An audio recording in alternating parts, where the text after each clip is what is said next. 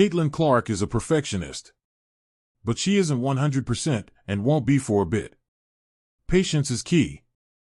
Indianapolis, it was a trademark Caitlin Clark moment. The Indiana Fever guard swung around the wing, took a handoff from Sophie Cunningham and drove toward the baseline.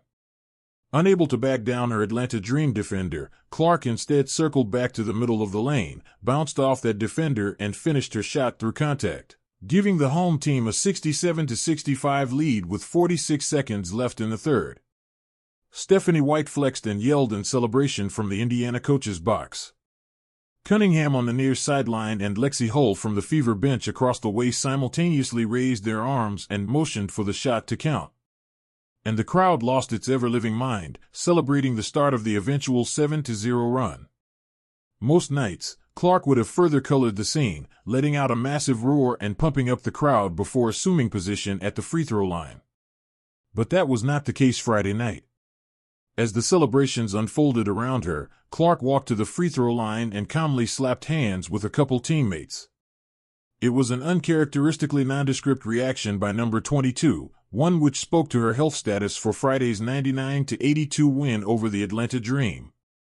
Clark was in visible discomfort, and occasionally outright pain, at points throughout the game, a result of the lingering effects of a left groin injury that sidelined her the past 2 weeks, 5 games.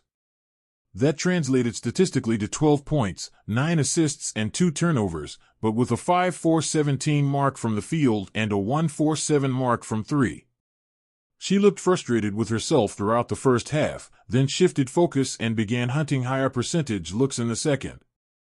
Muscle strains aren't like a broken bone which require a cast and typically carry a standard recovery timeline.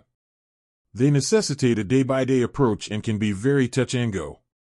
To that end, Clark felt good, for the most part, following pregame shoot-around, but acknowledged she's still sore, as is to be expected while recovering from this sort of injury. That's probably the given from here on out because I haven't played much basketball recently. It's been very on and off, she said.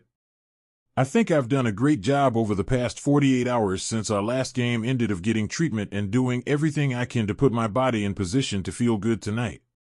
Clark is back, but she's nowhere near 100%.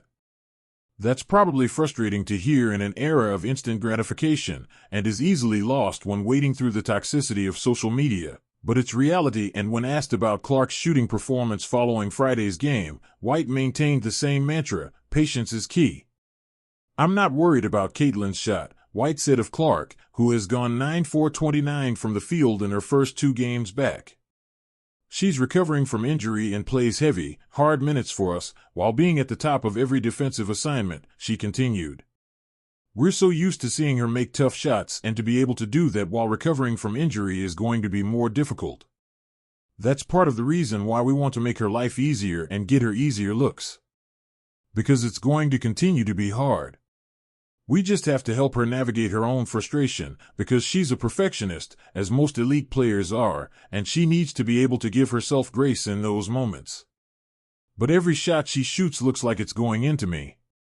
The Fever point guard is averaging 16.9 points, 8.6 assists and 4.9 rebounds per game this season. In Friday's win over the Dream, she had 12 points and 9 assists.